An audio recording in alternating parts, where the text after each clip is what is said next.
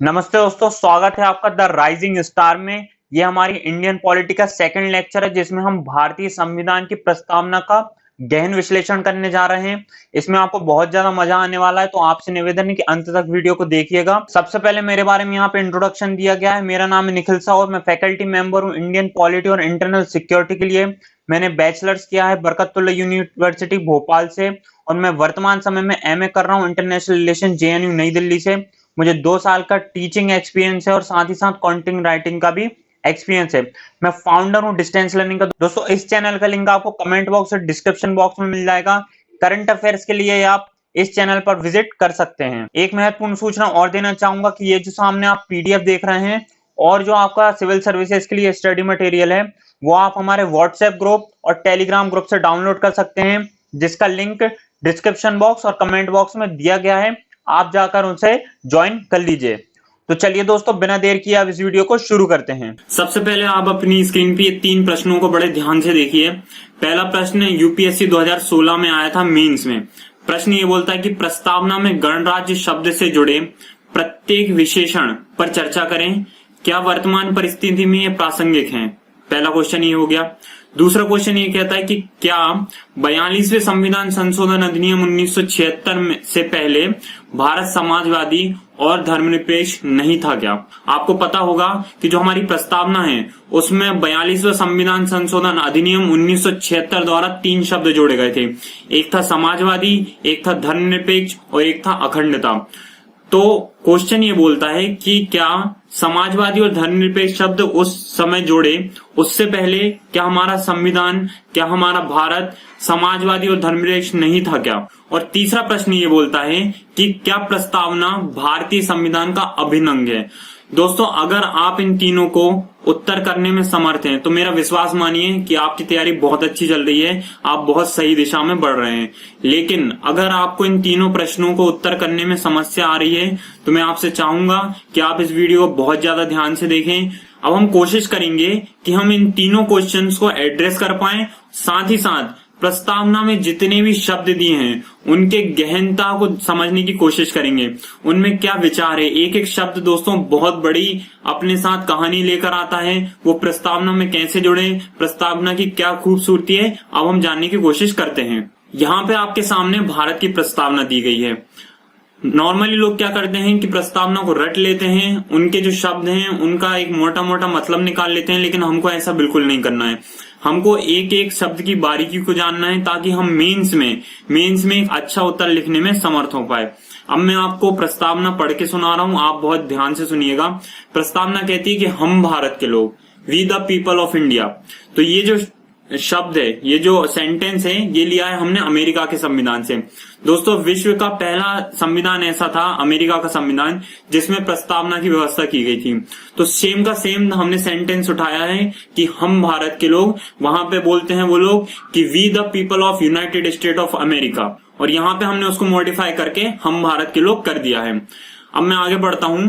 हम भारत के लोग भारत को एक पूर्ण प्रबुद्ध संपन्न समाजवादी धर्मनिरपेक्ष लोकतांत्रिक गणराज्य बनाने के लिए, हमको हमारा जो देश है, हमारा जो भारत देश है, उसको गणराज्य बनाना है। वो गणराज्य कैसे बनाना है, वो है संपूर्ण प्रबुद्ध संपन्न समाजवादी धर्मनिरपेक्ष और लोकतांत्रिक गणराज्य। तो जो गणराज्य, उसके पहले 3 शब्द हैं, समझ रहे हैं ना आप। ध्यान से सुनिए, फिर से बोल देता हूं।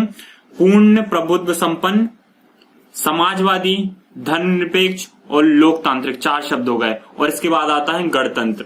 तो आप इतना समझ गए होंगे। इसको हम विश्लेषण करेंगे एक एक शब्द को आगे वाली स्लाइड में। बनाने के लिए एवं उसके समस्त नागरिकों को न्याय देना है। न्याय कैसा देना है, सामाजिक न्याय देना है, आर्थिक न्याय देना है और राजनीतिक न्याय देना है। तो न्याय की बहुत ज्यादा बड़ी परिभाषा है, आगे वाली स्लाइड्स में हम बहुत ज्यादा अच्छे से इनको समझने जा रहे हैं। फिर आता है स्वतंत्रता। तो हमको स्वतंत्रता देना है हमारे नागरिकों को। वो स्वतंत्रता कैसी होगी, प्रस्तावना में साफ साफ लिखा हुआ है कि स्वतंत्रता होगी विचार की स्वतंत्रता, अभिव्यक्ति की स्वतंत्रता, विश्वास की स्वतंत्रता, धर्म और उपासना की स्वतंत्रता। आप कोई भी धर्म अपना सकते हैं, उसको प्रीच कर सकते हैं, उसकी उपासना कर सकते हैं, अपने विचारों को सामने रख सकते हैं किसी के सामने और अभिव्यक्त कर सकते हैं, विश्वास रख सकते हैं किसी में। तो ये हमारे जो संविधान है उसमें धर्म की स्वतंत्रता से लेके विचार अभिव्यक्ति की स्वतंत्रता तक दी गई है। उसके बाद आती है समानता। तो समानता कैसी होना चाहिए? प्रतिष्ठा और अवसर की समानता होना चाहिए। उसके बाद हम आगे बढ़ते हैं, प्रतिष्ठा और अवसर की समानता प्राप्त करने के लिए तथा उन सब व्यक्तियों की गरिमा और राष्ट्र की एकता और अखंडता सुनिश्चित करने वाली बंधुत्वता बढ़ाने के लिए दृढ़ संकल्पित होकर अपनी संविधान सभा में आज मतलब आज जब मैं वीडियो बना रहा हूं, जब नहीं, आज मतलब 26 नवंबर 1949 को एतद द्वारा इस संविधान को अंगीकृत, अधिनियमित और आत्मसमर्पित करते हैं। हमने हमारी प्रस्तावना को बहुत ध्यान से पढ़ा। इसमें बहुत ज्यादा बड़े बड़े शब्द हैं, कुछ उनका मतलब हम जानने जा रहे हैं। और आप विश्वास मानिए कि प्रस्तावना कोई नहीं पूछता कि भाई प्रस्तावना लिख दो। हाँ, हो सकता है बहुत सारे पीएससी में पूछता हो कि प्रस्तावना लिख दीजिए, लेकिन दोस्तों विश्वास मानिए कि अगर आप प्रस्तावना के शब्दों को नहीं जानते हैं तो आप भारत के संविधान को नहीं जानते हैं। भारत का जो संविधान है उसकी आधारशिला रखता है हमारी प्रस्तावना। हमारी प्रस्तावना में दर्शन पाया जाता है कि हमारा संविधान कैसा होगा। हमारी प्रस्तावना में राजनीतिक, धार्मिक एवं नैतिक मूल्यों का उल्लेख किया गया है कि हमारे प्रस्तावना का ब्लूप्रिंट कैसे होगा। एग्जाम्पल की मदद से समझिए, आप सिविल सर्विसेज की तैयारी करना है, ठीक है। अब आपके पास एक सिलेबस है, आपका सिलेबस आपको ये बताता है कि आपको आगे वाले समय में कैसे तैयारी करना है। मसलन की कौन सा सब्जेक्ट पढ़ना है, उसमें कितना पढ़ना है, कौन से टॉपिक पे विशेष ध्यान देना है, कौन सी चीज गलत है जिसको नहीं पढ़ना है, तो ये आपका सिलेबस आपको बता देता है, ठीक है दोस्तों। उसी प्रकार जब हमारी संविधान सभा बैठी थी तो उसमें सबसे पहले उद्देश्य प्रस्ताव लाए थे कौन? जवाहरलाल नेहरू। उद्देश्य प्रस्ताव लाने का मुख्य कारण ये था कि अब हम संविधान बनाने जा रहे हैं तो हमारा ब्लूप्रिंट क्या होगा, हम कैसे काम करेंगे, हमारा जो संविधान होगा उसका मौलिक विचार क्या होगा, ये चीजें हमको प्रस्तावना बताती थी। तो इसलिए प्रस्तावना को पढ़ना बहुत ज्यादा महत्वपूर्ण है, क्योंकि इससे आप पूरे संविधान का सार समझ सकते हैं, पूरे संविधान का दर्शन समझ सकते हैं, पूरे संविधान का महत्व समझ सकते हैं। इसी बात को लेकर हमारे जो संविधान सभा के एक बहुत ही मुख्य सदस्य थे जिनका नाम था अल्लादी कृष्ण स्वामी अय्यर, इन्होंने बहुत सारी जो कमेटी थी, बहुत सारी समिति थी जो संविधान सभा में थी, उनमें बहुत ज्यादा महत्वपूर्ण भूमिका निभाई थी। हम आगे वाली जो हमारी वीडियोस हैं उनमें पढ़ने की कोशिश करेंगे कि संविधान सभा ने अपना काम कैसे किया। लेकिन उन्होंने जो संविधान सभा में एक बात कही थी प्रस्तावना के संबंध में, वो यहाँ लिखी हुई है कि संविधान की प्रस्तावना हमारे दीर्घकालीन सपनों का विचार है। हम आगे कौन से काम करने वाले हैं, हमारे लक्ष्य क्या हैं, वो हमें प्रस्तावना बताती है। अब हम जानते हैं कि प्रस्तावना के तत्व कौन से हैं। मसलन की प्रस्तावना से हमें कौन सी 4 बातें पता चलती है जो आपकी स्क्रीन पे सामने लिखी हुई हैं। पहली बात जो हमें प्रस्तावना से पता चलती है वो ये है कि प्रस्तावना मतलब संविधान को शक्ति कहाँ से मिलती है। देखिए, कोई भी चीज हो, जैसे प्रधानमंत्री हैं, प्रधानमंत्री और उनका मंत्रिमंडल है, इतना काम करता है तो उन्हें शक्ति कहीं से तो प्राप्त होती होगी ना। उन्हें शक्ति प्राप्त होती है संविधान से। वो संविधान के दायरे में रहकर ही अपना काम कर सकते हैं, संविधान और कानून के बाहर जाके कोई भी काम नहीं कर सकते। वैसे ही जब हमारी संविधान सभा प्रस्तावना में ये बात लिख रही थी कि हमें संविधान बनाने की शक्ति कहाँ से मिलती है, तो वो ये बोल रहे थे कि हमें भारत के लोगों से संविधान बनाने की शक्ति मिलती है। ठीक है, ये बात आपको समझ में आई कि हमें भारत का जो संविधान है उसे बनाने की शक्ति कहाँ से मिलती है? स्वयं भारत के लोगों से। दूसरी बात इसमें कही गई है कि भारत की प्रकृति कैसी होगी, तो भारत को एक संपूर्ण प्रबुद्ध समाजवादी धर्मनिरपेक्ष लोकतांत्रिक गणराज्य बनाने की व्यवस्था हमारे संविधान में की गई है। तो दूसरी बात हमें ये पता चल गई। तीसरी बात कौन सी पता चलती है कि हमारे संविधान के उद्देश्य क्या हैं। तो उद्देश्य यहाँ पे लिखे हैं कि स्वतंत्रता, समानता और बंधुत्व हमारे संविधान के स्रोत हैं। ये स्वतंत्रता, समानता, बंधुत्व हमने फ्रांस की क्रांति से लिए थे। 1789 में जो क्रांति हुई थी वहां से हमने ये स्वतंत्रता, समानता, बंधुत्व की अवधारणा ली थी। और जो चौथी बात है वो हमें ये पता लगती है कि हमारा संविधान लागू कब हुआ था। तो हमारा संविधान लागू हुआ था 26 नवंबर 1949 में। देखिए, यहाँ थोड़ी एक चीज समझने वाली बात है। हमारा देश गणतंत्र कब बना था? 26 जनवरी 1950 में। तो यहाँ ये कौन सी बात लिखी है कि संविधान लागू हुआ 26 जनवरी 1949। तो बहुत कुछ प्रावधान, संविधान के कुछ प्रावधान इस तारीख को लागू हो गए थे। कब हो गए थे लागू? 26 नवंबर 1949 को। और जो पूर्णतः संविधान लागू हुआ था वो हुआ था 26 जनवरी 1950 को। आप सोच रहे होंगे कि भाई 2 महीने क्यों रुक गए, उसी दिन लागू करते थे। तो आपको याद होगा, अगर आपने मॉडर्न हिस्ट्री पढ़ी है तो, और नहीं पढ़ी है तो जो वीडियो लेक्चर हम बना रहे हैं उनमें आप देख लेंगे कि 1930 में, ठीक है, 1930 में 26 जनवरी 1930 में जवाहरलाल नेहरू ने रावी नदी के किनारे वहां पे एक सम्मेलन हुआ था जिसमें पूर्ण स्वराज की अवधारणा रखी थी पहली बार। ठीक है, आपको पता है कि हमारा जो स्वतंत्रता आंदोलन है वो उसकी बहुत अच्छी लेगेसी है।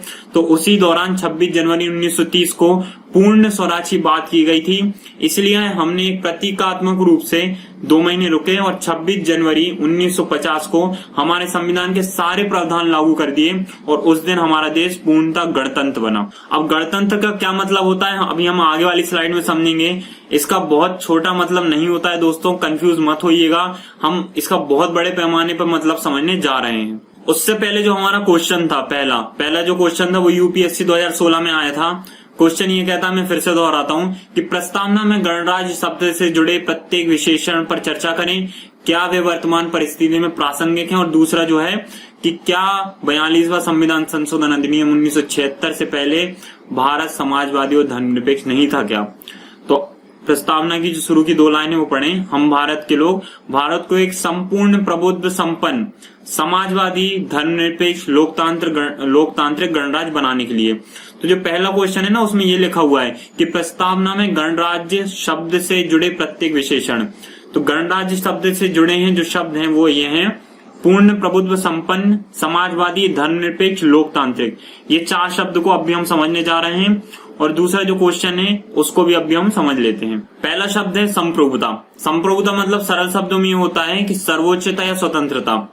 मान लीजिए कि कोई राज्य है तो बाहरी शक्तियों से पूर्णतः स्वतंत्र है, इसी को संप्रभुता कहते हैं। मैं यहाँ पे जो चीज लिखी है वो भी आपको पढ़ के बता देता हूँ। भारत किसी भी विदेशी और आंतरिक शक्ति के नियंत्रण से पूर्णतः मुक्त संप्रभु स्वतंत्र राष्ट्र है। यह सीधे लोगों द्वारा चुने गए एक मुक्त सरकार द्वारा शासित होता है तथा यह सरकार कानून बनाकर लोगों पर शासन करती है।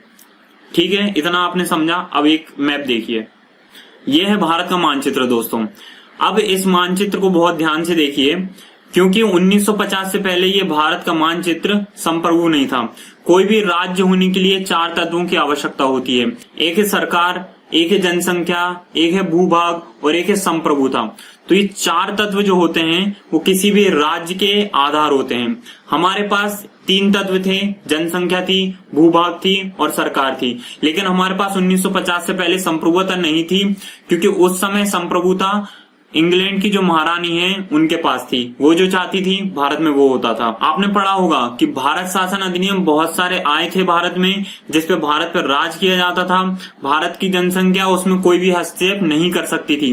जो इंग्लैंड चाहता था वही भारत में होता था वायसराय के द्वारा। लेकिन 1950 के बाद क्या पिक्चर में चेंजेस हुआ है देखिए। 1950 के बाद हमारे पास 4 तत्व आ गए, हमारे पास संप्रभुता भी आ गई। हमारी संविधान सभा ने संविधान बनाया और उस संविधान ने हमको संप्रभु करा।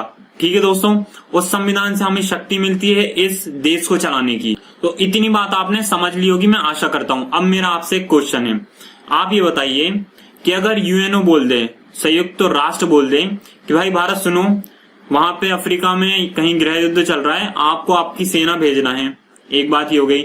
या वर्ल्ड जो बैंक है वो ये बोल दे कि नहीं आपका जो अर्थव्यवस्था है वो सही से नहीं चल रही, आपको ये चेंजेस करना होगा।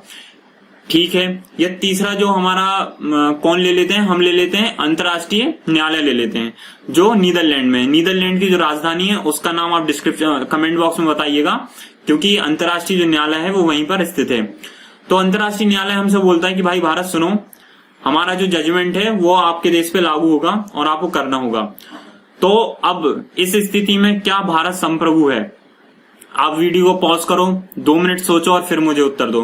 देखिए यही एक चीज होती है जो हमको एनालिसिस करना सिखाती है और इसी से हमारे आंसर अच्छे लिख सकते हैं हम लोग। तो आप वीडियो पॉज करें और सोच के मुझे बताएं। मैं आशा करता हूं कि आपने सोचा होगा और अच्छा सोचा होगा। अब इसका उत्तर मैं देता हूं। जो जितनी भी बातें की हमने, भारत इनको पूर्णतः इनकार कर सकता है।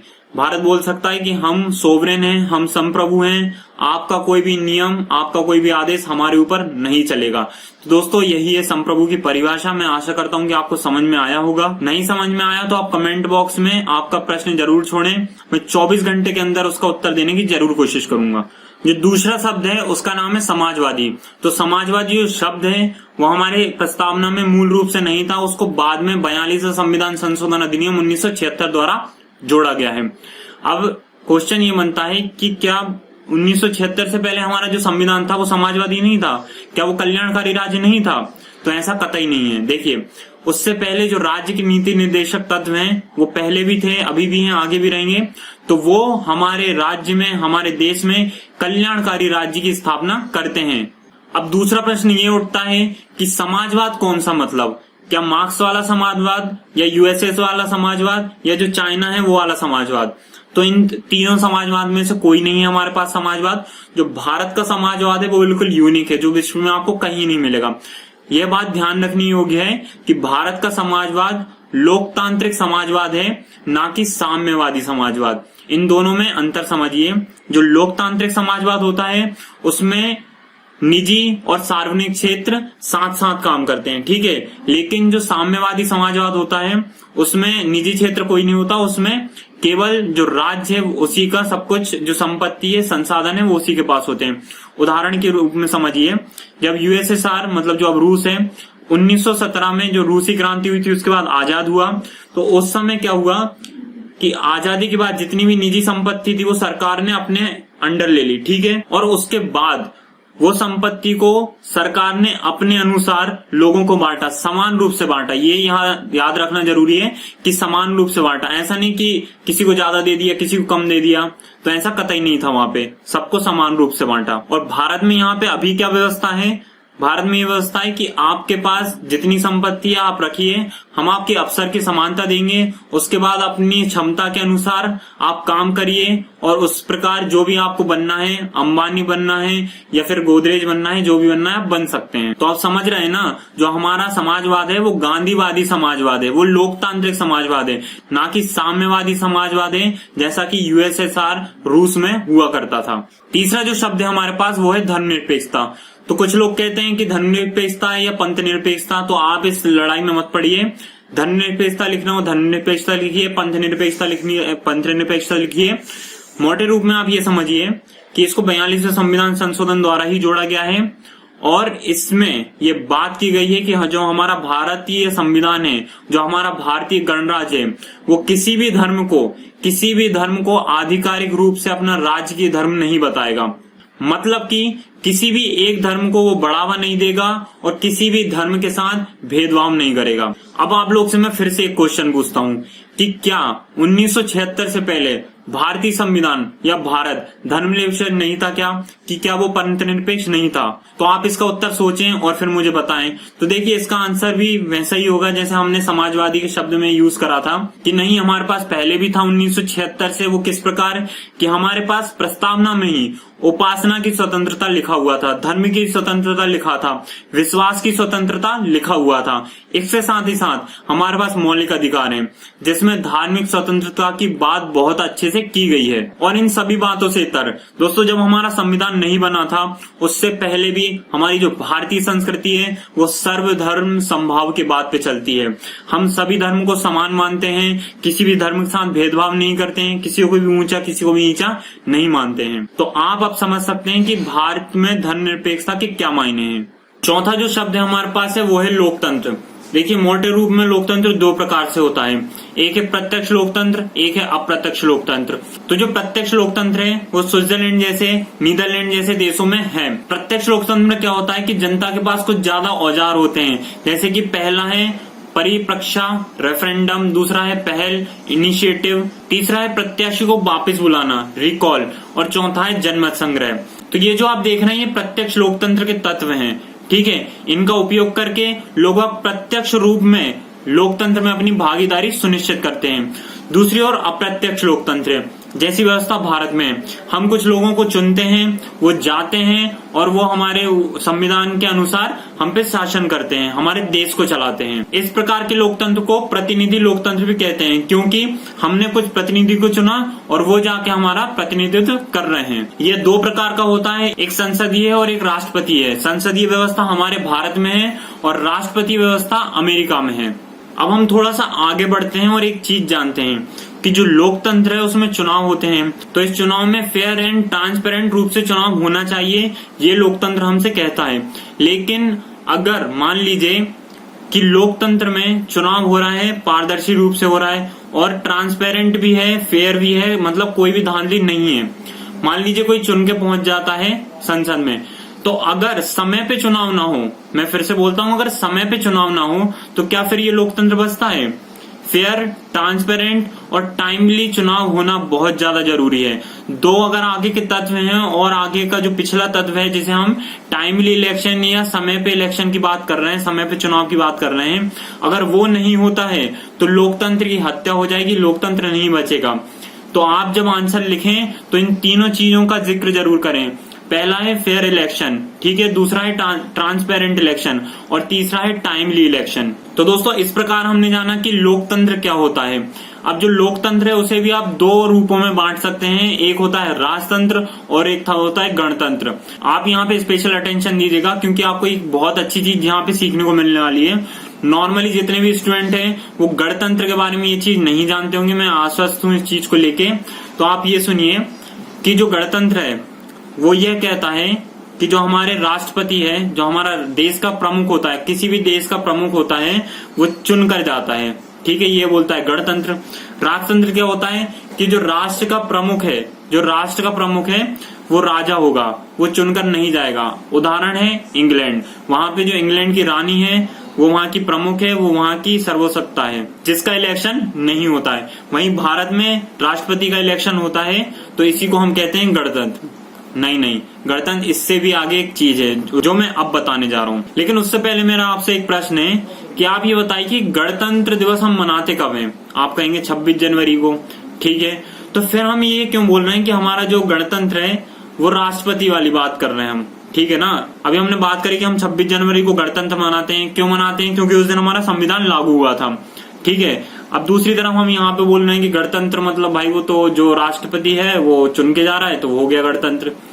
तो आप समझने की कोशिश कीजिए कि जो हमारा संविधान है वो गणतंत्र की स्थापना करता है, वो हमारी सरकार को बताता है कि आपको क्या करना है और क्या नहीं करना है। कैसा होगा अगर हमारा जो लोकतंत्र है वो गणतंत्र ना होगा? क्या होगा? सरकार जो होगी वो मनमाने तरीके से अपना काम करने लगेगी, कोई भी ऑर्डिनेंस पास कर देगी, कोई भी कानून बना देगी। तो इस चीज को सीमा में बांधने के लिए, सरकार को सीमा में बांधने के लिए गणतंत्र होना बहुत ज्यादा जरूरी है, संविधान होना बहुत ज्यादा जरूरी है। तो समझ रहे हैं आप कि गणतंत्र का मतलब संविधान भी होना है।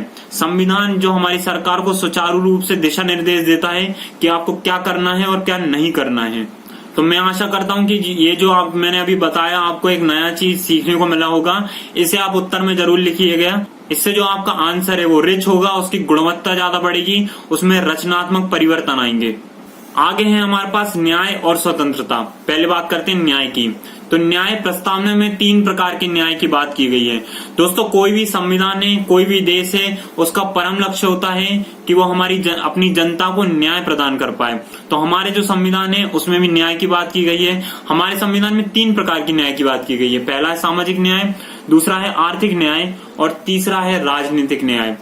एक एक करके तीनों का मतलब जानने की कोशिश करते हैं। तो जो सामाजिक न्याय है वो ये कहता है कि समाज में धर्म, जाति, लिंग, जन्मस्थान के आधार पर किसी से भेदभाव नहीं होना चाहिए। सबको आप एक ही पंक्ति में रखिए, उनके साथ न्याय कीजिए, किसी के भी साथ इन आधार पर भेदभाव नहीं होना चाहिए। दूसरा जो आर्थिक न्याय है वो बात करता है कि भाई देखो जो सरकारी तंत्र है उसमें आर्थिक रूप से किसी का भेदभाव नहीं होना चाहिए। मतलब मान लीजिए कि कोई ऑफिस है, हमारा जो कलेक्टेड ऑफिस है मान लीजिए हर जिले में होता है, तो वहां पे ऐसी व्यवस्था नहीं होना चाहिए कि जिसके पास पैसा है वही जा पाए, कोई गरीब नहीं जा पाए, केवल अंबानी जा पाए, कोई मैं ना जा पाऊं, मैं गरीब। तो मतलब ऐसे आप चीज समझ सकते हैं, ठीक है। सभी लोग समान रूप से सरकारी तंत्र में अपना हिस्सेदारी दे सकते हैं। तीसरी जो बात है वो है राजनीतिक न्याय की। इसमें हम बात करते हैं कि प्रत्येक व्यक्ति अपना प्रतिनिधित्व कर सके, अपना वोट सुनिश्चित कर सके, अपने प्रतिनिधि को चुनने की समर्थता रखता हो, इन सभी को हम राजनीतिक न्याय कह सकते हैं। वो अपनी बात सरकार तक अच्छे रूप में पहुंचा सकते हैं, इसको हम राजनीतिक न्याय कहते हैं। लेकिन दोस्तों, इसमें हम एक आलोचना भी कर सकते हैं कि जिसके पास पैसा है, जिसके पास सत्ता है, जिसके पास पावर है, वही अपनी बात सरकार तक पहुंचा पाता है, वही एक दबाव समूह का काम कर पाता है। हम देखते हैं कि हमारे जो गरीब लोग हैं, जो भारत में आप देख सकते हैं कितनी गरीबी है, तो आपको लगता है कि वो सरकार तक अपनी बात सही रूप में पहुंचा सकते हैं? क्या आपको लगता है कि वो सरकार पे अपना दबाव सही रूप में बना पाते हैं? देखिए, मुझे तो नहीं लगता है। आप अपनी बात को कमेंट बॉक्स में जरूर लिखिएगा ताकि मैं जान पाऊं कि आपके विचार क्या हैं। नेक्स्ट पॉइंट है वो बात करता है स्वतंत्रता की। तो प्रस्तावना में हर व्यक्ति को मौलिक अधिकार के जरिए अभिव्यक्ति, विश्वास, धर्म और उपासना की स्वतंत्रता दी गई है। ठीक है दोस्तों, हमने अभी देखा कि अभिव्यक्ति, धर्म, विश्वास, उपासना की स्वतंत्रता हमारे संविधान में है। हमारे मौलिक अधिकार भी हमें बहुत सारी स्वतंत्रता देते हैं, जिनके हनन पर हम सर्वोच्च न्यायालय जा सकते हैं। लेकिन इसका मतलब ये नहीं है कि आप AK-47 लेके रोड पे निकल जाएं और शूट आउट चालू कर दें। नहीं, आपकी स्वतंत्रता जब तक है, आपके मौलिक अधिकार जब तक हैं, जब तक आप किसी के अन्य के मौलिक अधिकारों का हनन नहीं कर रहे हैं। तो इस प्रकार हमने स्वतंत्रता की अवधारणा को जाना। अब हम जानते हैं समानता। समानता क्या होती है? समानता हमारे संविधान में कैसे दी गई है? तो मौलिक अधिकारों पर निम्न प्रावधान नागरिक समानता को सुनिश्चित करते हैं। जो आप नीचे पॉइंट देख रहे हैं वो समानता को एक कदम आगे बढ़ाते हैं। ये व्यवस्था हमारे संविधान में की गई है। पहली जो है वो है विधि के समक्ष समानता, अनुच्छेद 14। दोस्तों, आपको एक चीज बताता हूं, जो CAA और जितने भी नागरिकता संबंधी जो अभी कानून आए हैं, जो जितने भी प्रावधान आने वाले हैं, उनको सर्वोच्च न्यायालय में चुनौती जितने भी वकील दे रहे हैं, जितने भी एक्टिविस्ट दे रहे हैं, वो इसी अनुच्छेद के तहत दे रहे हैं कि विधि के समक्ष समानता का हकदार सभी लोग हैं। आप कुछ लोगों को ज्यादा अधिकार दे रहे हैं, कुछ लोगों को कम अधिकार दे रहे हैं, तो सर्वोच्च न्यायालय समझता है कि हाँ, ये भेदभाव है, तो अनुच्छेद 14 के तहत CAA को रद्द कर सकता है। जो नेक्स्ट पॉइंट है वो बात करता है धर्म, लिंग, जाति, जन्म स्थान के आधार पर किसी से भेदभाव नहीं होगा। ये बात लिखी है अनुच्छेद 15 में। तो दोस्तों, अभी हमने थोड़ी देर पहले न्याय पढ़ा था, जिसमें समानता की बात की गई थी, सामाजिक समानता की हमने बात की थी। उसमें मैंने आपको बताया था कि इन आधारों पर भेदभाव नहीं हो सकता। नेक्स्ट पॉइंट जो है हमारे पास, लोक नियोजन के विकास में अवसर की समानता, अनुच्छेद 16।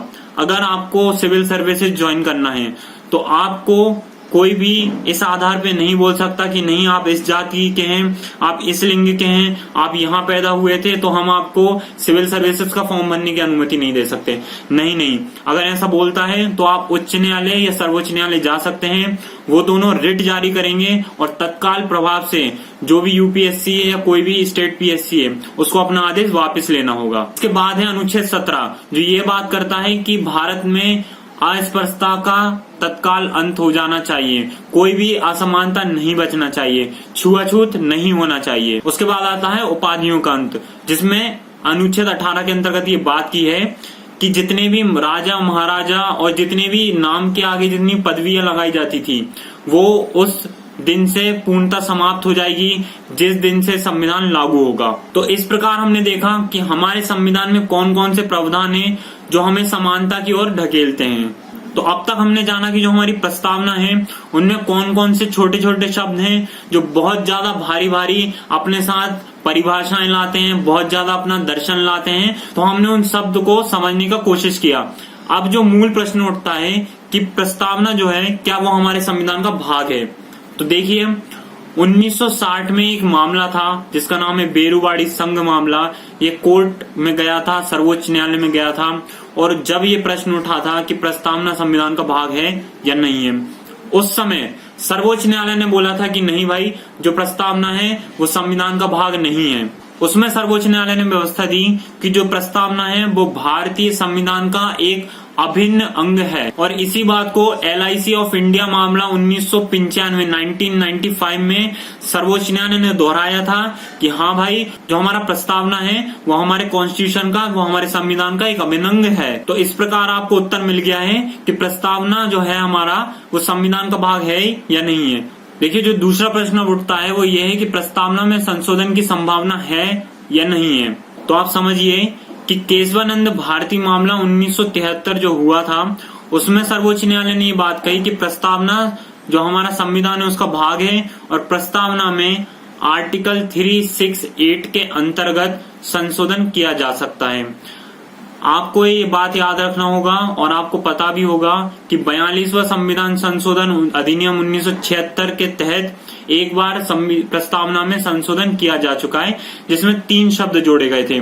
एक था अखंडता, दूसरा था धर्मनिरपेक्ष और तीसरा था समाजवाद। तो इन तीनों शब्दों को इस अधिनियम के तहत जोड़ा गया था। लेकिन उसी के साथ ही सर्वोच्च न्यायालय ने यह भी व्यवस्था दी थी कि जो हमारी संसद है वो प्रस्तावना में अमूल चूक परिवर्तन नहीं कर सकती।